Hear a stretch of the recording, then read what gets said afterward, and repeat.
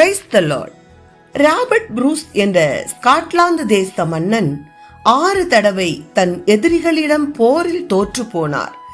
எனவே நாட்டை விட்டு காட்டுக்கு ஓடி ஒரு குகையில் மனம் உடைந்தவராய் படுத்திருந்தார். அந்த குகையின் ஒரு முனையில் சிலந்தி பூச்சி ஒன்று கூடு கட்ட பெரும் முயற்சி செய்து கொண்டிருந்தது. தன் வயிற்றிலிருந்து வெளிவந்து கொண்டிருந்த ஒரு திரவத்தை நூல் போல் மாற்றி அதை ஒரு பகுதியிலிருந்து அடுத்த பகுதிக்கு கொண்டு செல்ல முயன்றது.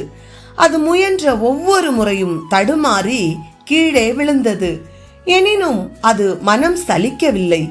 7வது முறை முழு பலத்தோடு தாவி மறுபகுதியை பிடித்தது. கூட்டையும் கட்டி முடித்தது.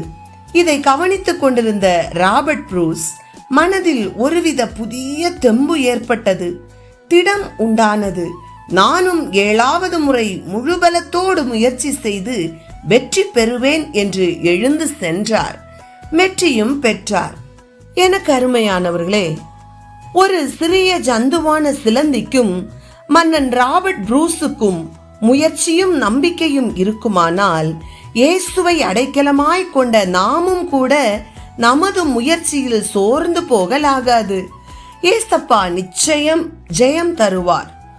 ஒரு நாள் இயேசு கெனசரேத் கடல் அருகே நின்றபோது 2 படகுகளை கண்டார். மீன் பிடிக்கிறவர்கள் தங்கள் படகுகளை விட்டிறங்கி வலைகளை அலசி கொண்டிருந்தார்கள். அப்பொழுது இயேசு சீமோன் என்பவனுடைய படவில் ஏறி உட்கார்ந்து ஜனங்களுக்கு போதகம் பண்ண தொடங்கினார். போதகம் பண்ணி முடிந்த பின்பு சீமோனை நோக்கி, ஆழத்திலே தள்ளி கொண்டு போய் மீன் பிடிக்கும்படி உங்கள் வலைகளை போடுங்கள் என்றார். அதற்கு சீமோன், ஐயரே, முழுவதும் நாங்கள் பிரயாசப்பட்டும் ஒன்றும் அகப்படவில்லை. ஆகிலும் உம்முடைய வார்த்தையின்படியே வலையை போடுகிறேன் என்றான்.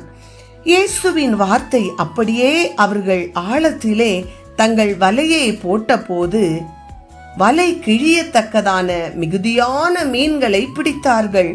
அவர்கள் மட்டுமல்ல, மற்ற படவில் இருந்த கூட்டாளிகளும் தங்களுக்கு வந்து உதவி செய்யும்படி சைகை காட்டினார்கள். அவர்களும் வந்து 2 படவுகளும் அமிழத்தக்கதாக மீன்களால் நிரப்பினார்கள். பிரியமானவர்களே, நீங்கள் எடுத்த முயற்சிகள் அனைத்திலும் தோற்று போய் விரக்தியோடு தனிமையில் தவிக்கிறீர்களா?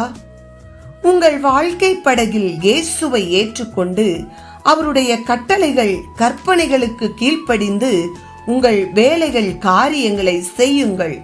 சோர்ந்து போகாதீர்கள். மீண்டும் மீண்டும் முயற்சி செய்யுங்கள். ஏற்ற வேளையில் தேவன் உங்களுக்கு வெற்றியை தருவார். நீங்கள் எதிர்பார்க்கும் முடிவை தேவன் உங்களுக்கு தந்தருளுவார். தேவன் உங்களை வெறுங்கையாய் அல்ல, நிறைவான ஆசீர்வாதத்தால் நிரப்புவார். எனவே இந்த வார்த்தையின்படியாக சோர்ந்து போகாமல் அந்த ராபர்ட் ப்ரூஸை போலவும் அந்த சிறிய ஜந்துவாகிய சிலந்தி பூச்சியை போலவும் நாம் சோர்ந்து போகாமல் விடாமுயற்சியுடன் செயல்படுவோம். கர்த்தர் தாமே நம்மை ஆசீர்வதிப்பாராக. ஆமேன்.